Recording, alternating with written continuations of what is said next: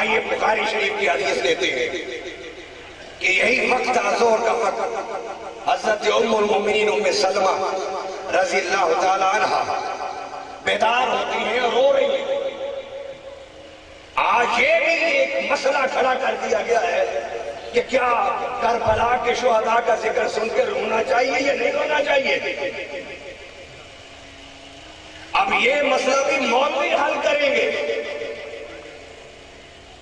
بھائی تیرے گھر میں تیری باپ کی میت پڑی ہو، اس وقت تو بھاگ کے جانا مولوی کے پاس پوچھ جا کے کہ میرا باپ مر گیا، اس کی میت پڑی ہے، مولوی صاحب روؤں یا نہ روؤں؟ تیری ماں کی میت پڑی ہو گھر میں، تو جا کے مولوی سے پوچھ کے مولوی صاحب اماں مر گئی ہے، میت پڑی ہے، روؤں یا نہ روؤں؟ باپ کی میت پر، ماں کی میت پر تو روتا ہے، مولوی سے نہیں پوچھتا۔ جب آل رسول اور شہداء کربلا کا وقت آتا ہے تو مولوی سے پوچھتا ہے۔ ارے یہ مولوی سے پوچھنے کی بات نہیں ہے، مصطفیٰ کے غم پر وہی روئے گا جس کا مصطفیٰ سے تعلق ہو۔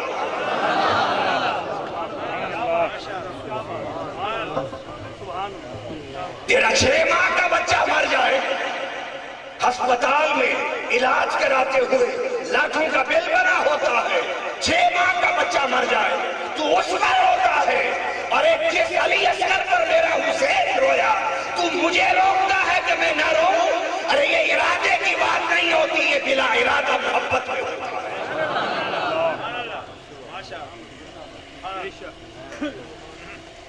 اللہ اکبر، اللہ اکبر۔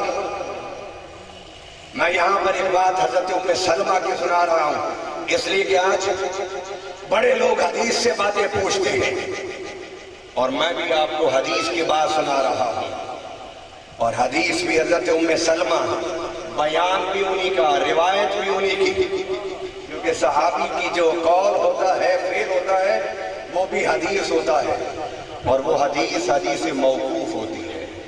نبی کا قول اور فعل اور سکوت حدیث مرفوع ہوتا ہے۔ آپ رو رہی ہیں؟ صحابہ نے پوچھا کیوں رو رہی ہیں اماں؟ تو فرمایا بیٹا میں نے ابھی حضور کو خواب میں دیکھا ہے۔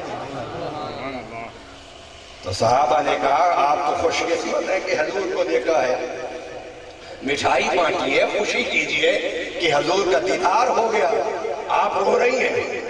فرمایا کہ رو اس لیے رہی ہوں کہ جس حالت میں میں نے مصطفیٰ کو آج دیکھا ہے کبھی نہیں دیکھا تھا۔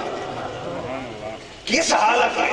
کہا کہ حضور کی زلفیں غبار سے اٹی ہوئی تھی، چہرے پر گرد تھی، آنکھوں میں آنسو تھے، آہو فغاں تھا، بکا تھا، رو رہے تھے۔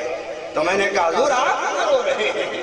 فرمایا میں ابھی مقتل حسین سے آیا ہوں، یزیدی لشکر نے میرے حسین کو 3 دن بھوکا اور پیاسا رکھ کے گھوڑے سے گرا کر 1900 زخم لگا کے اونٹے منہ لٹا کے کھنڈے خنجر کے ساتھ شہید کر دیا۔ ام سلمہ رو نہ تو اور کیا کروں؟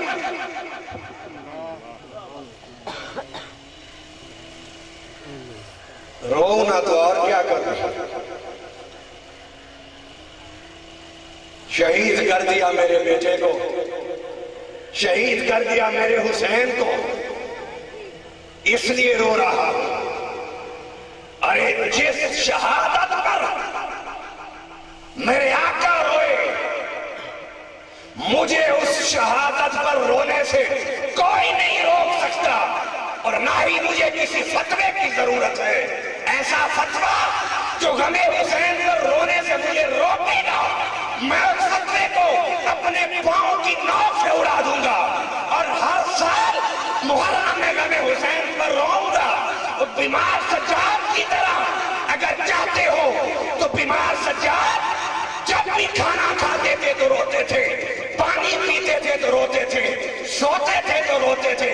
لوگوں نے کہا شہادت حسین کا واقعہ بڑا عرصہ گزر گیا، اب کیوں روتے ہو؟ آپ نے فرمایا کاش تم میرے ساتھ ہوتے کربلا میں تمہیں پتا چلتا کہ کس طرح میرے چھوٹے بھائی علی اصغر کو پیاسا رکھ کے شہید کیا گیا۔